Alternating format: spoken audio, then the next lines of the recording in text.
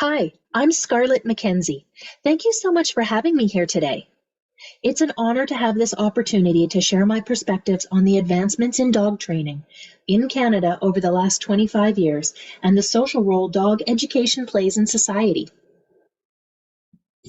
Just to give you a little context of my involvement in dog training, I've been a trainer for 17 years. I've lived in 5 of Canada's 10 provinces. I'm a pet first aid instructor, a bite prevention educator, and an anti-BSL advocate, and the current chair of the Canadian Association of Professional Dog Trainers. Thank you to my colleague, Monsieur Jean Lessard, for giving his perspectives on dog education in Canada as well. Canada is a very large and very diverse country. It's nearly 10 million kilometers, has 2 official languages and approximately 70 distinct Indigenous languages. There are 5,612 municipalities and 634 First Nation communities. My perspective is based on my experience living in municipalities. The experiences of people living in rural or Indigenous communities might be quite different from my own. I'm coming to you today from Ottawa, which is built on unceded Anishinaabe Algonquin territory. While no statistics exist for how many trainers in Canada use science-based training methods versus traditional dog training methods, some of the biggest indicators of the trend towards positive reinforcement training methods are represented in the changes to the CAPDT itself.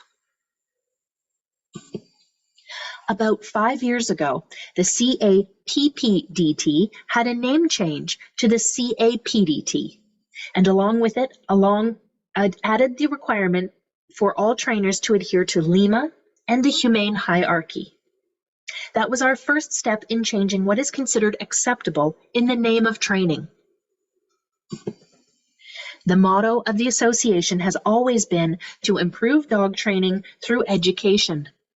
And so, through adding educational resources such as conferences, educational videos, and documents made available to our members, we encouraged more dog-friendly training techniques to be used by our members. In the fall of 2021, the CAPDT added a list of aversive tools and methods that are no longer permitted to be introduced into the training plan by our members. As you can see, it's quite extensive, including no noise or startle-based aversives, no olfactory or chemical aversives, or other physical methods such as scruffing, alpha rolling, shock collars, choke chains, or prong collars. We lost about a quarter of our members, but we gained many new members that would not join Canada's only National Dog Trainers Association because we allowed aversives. Now that we've made the change, we have found tremendous support from positive reinforcement trainers joining us now who wouldn't before, and from other professional organizations.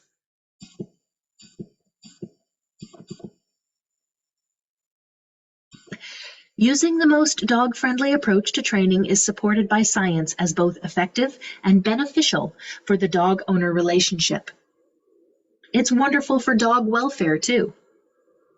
Individual organizations and municipalities are adopting more dog-friendly regulations, such as limits on how long a dog can be tethered outdoors. And in Ontario, landlords cannot prevent tenants from owning pets. According to Section 14 of the Residential Tenancies Act, leases cannot include a no pets provision, and if they do, that section of the lease is void. The link between violence against animals and domestic violence is well documented. In order to grow kindness and empathy towards all living beings, we must keep dog training and dog education in mind, as it's one of the most important ways we can teach children how to be kind, thoughtful citizens. Dog education is an excellent opportunity to foster the human-animal bond. This has positive effects for the betterment of dogs as a species, as well as humans. In order to help our dogs be their best selves, we humans must be our best selves. Public outreach programs like bite prevention seminars, animal welfare legislation, and being responsible dog owners all contribute to the mutual enjoyment of dogs in our society. An excellent example of how dog education is the starting point for the respectful growth of the acceptance of dogs in society is bite prevention education in schools for young children. When I was a child growing up in Calgary, they had a very comprehensive animal control bylaw that included bite prevention, don't approach unknown dogs, don't hit or tease dogs, and respect them as living beings, but it also included incentives for being a responsible owner. It provided discounted veterinary care for low-income families so that finances wouldn't be a barrier to providing proper care for their dog. This program was so hugely successful that it dramatically decreased the city's bite rates, increased the number of lost dogs returned to their owners, and created a focus on the dog-owner relationship. Speaking about problem prevention, Bill Bruce, the creator of the revolutionary Calgary animal control policies, said, "If you change the human behaviors, then the animal behaviors will be resolved. The human and the dog together are a team." Other initiatives to encourage dog education include the Canadian Kennel Club's Canine Good Neighbor Test. The goal of the program is communities across the country will learn more and have increasing respect for dog owners and their companions because of the participation of responsible dog owners. A well-behaved dog is more welcome in society. Other initiatives include private businesses allocating dog-friendly patios, pet-friendly hotels are becoming more common, and some municipalities allow dogs to ride public transportation. Anecdotally, I have been seeing more and more dog training classes focused on enrichment, play, and relationship building. It used to be that the only group classes I saw advertised were traditional obedience classes. Now I see classes for introductory scent detection, fitness classes for your dog, learning to stand up paddleboard with your dog, ski joring, agility, dock diving, trailing, and puppy classes to start your puppy off on the right paw. Over the past 20 years, I've seen a dramatic shift in the training tools available in pet stores. I see clickers and bags of small-sized treats, perfect for treat training. I see more two-point attachment harnesses being carried in stores and a variety of science-based training books. The growth of the internet has also made things like training courses and educational seminars more accessible.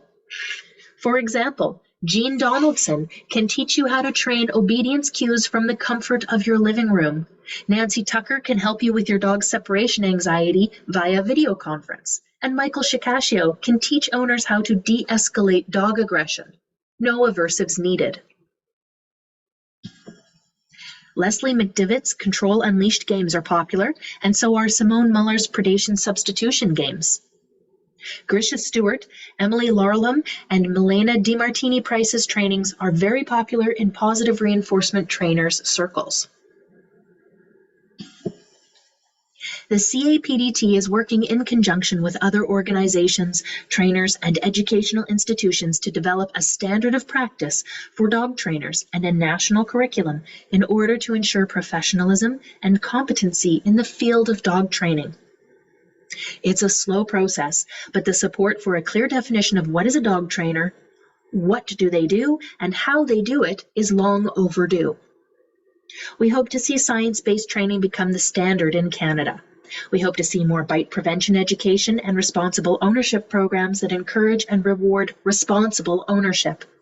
And of course, we'd like to see people enjoying more time with their dog.